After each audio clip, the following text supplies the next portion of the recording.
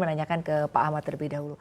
Pak Ahmad, kita ketahui bahwa saat ini terjadi penurunan pasokan ya Pak untuk gas bumi ya. Dampaknya ini untuk ke industri seperti apa? Artinya untuk saat ini apakah benar terjadi penurunan pasokan gas bumi untuk industri? By the way, kondisi supply sesungguhnya kalau mau dijalankan sungguh-sungguh harusnya tidak menjadi masalah. Cuman pemerintah ini melalui perusahaan gas negara ini kan masih ada mengambil sikap skema perseroan. Jadi apa yang menjadi bagian daripada sudah disiapkan oleh pemerintah tentang HGBT, alokasi, pemakaian, semuanya harusnya sudah tertata baik. Cuman karena perseroan ini adalah TBK, sehingga bagi ke kita akhirnya tidak merata. Sejak keluarnya Kepmen terakhir yang tentang mengenai HGBT, alokasi dan harga semua, sampai hari ini masih banyak 7 sektor ini yang belum mendapatkan supply di dalam HGBT yang sudah ditentukan pemerintah $7. Nah, Kepmen terakhir itu yang Februari 2025 ini belum sepenuhnya dipakai oleh PGN untuk memberikan kepada industrial. Sehingga kita kalau di sisi lain yang disebut mesti menjalankan 3 shift, mesti menunggu alokasi. Sehingga harga juga mereka menentukan kuota yang diberikan adalah kuota yang sudah ditentukan, kalau ada penambahan itu akan menuju ke harga blending di atas $7 itu bisa maksimum sampai $17. Sehingga di Jawa dan di Surabaya harganya beda-beda. Nah, sebetulnya kalau memang sudah keluar satu policy, masalah utama di Republik ini adalah koordinasi yang tidak pernah satu pintu. Sehingga apa yang dijalani PGN melalui holdingnya Pertamina Gas, kemudian dari SKK alokasi, kemudian kita harus komunikasi sama BUMN selaku PGN, kemudian kita mesti melakukan pendekatan untuk data-data ke Kementerian Perindustrian. Jadi ini very complicated. Sehingga tidak satu pintu. Baik, tapi artinya saat ini apakah memang terjadi penurunan pasokan gas bumi yang diterima oleh industri? Kalau dari 2003 sampai saat ini SSWJ sudah decline total sih.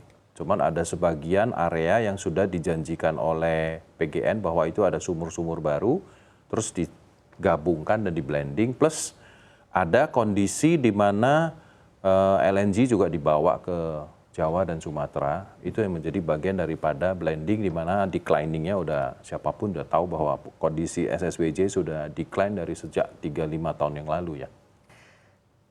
Kan tadi Anda menyampaikan bahwa mungkin terjadi ya Pak ya pengurangan dari pasokan gas bumi ini seiring dengan juga tadi natural declining dari sumur-sumur tua Pak. Tapi untuk saat ini Pak sebetulnya dengan adanya penurunan pasokan ini industri-industri mana yang paling terdampak? Dari 7 sektor yang mendapat HGBT, itu sudah dikatakan bahwa kita di setiap linear, terutama yang keramik, kaca, dan baja pasti shortage. Karena kalau di baja kan masih banyak ada BUMN, jadi nggak terlalu pengaruh. Tapi kalau yang swastanisasi, yang direct supply dari PGN, semua bermasalah. Ditentukan dengan skema skim sendiri, ditentukan dengan adanya surcharge. Kemudian ketiga adalah ditentukan agit kan, alokasi per area-area tertentu. Plus yang paling tidak bisa diterima adalah industri itu adalah pelanggannya PGN. Harusnya pada saat Kepmen 76 Februari 2025 diberikan oleh pemerintah, artinya PGN kan tinggal lihat pelanggannya kan, sama kayak PLN, kan tahu semua. Ini malah satu persatu ditanya, satu persatu dialokasi, satu persatu dilakukan B2B. Artinya, what is the difference mengenai urusan Kepmen tersebut berjalan dari ESDM?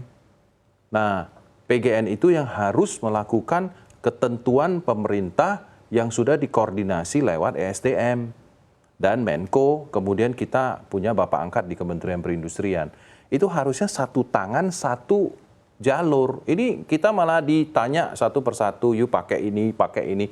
Sedangkan alokasi seluruhnya pada saat HGBT itu ditentukan oleh SDM lewat SKK Migas maupun lewat Dirjen Migas, it's all about sudah ada the number kan.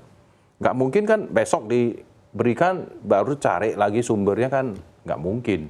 Nah, hal-hal inilah yang menjadi bagian daripada HGBT ini tidak effectively dijalankan, sehingga pemerintah tidak mendapatkan multiplier efeknya terhadap industri yang akan berjalan. That's the problem. Baik, tapi kan Pak Gian juga menyampaikan bahwa memang kekurangan dari hulunya, Pak. Apakah ini juga opsi impor ini ke depannya ya mungkin saja bisa dijalankan? Lah, LNG kita kemana?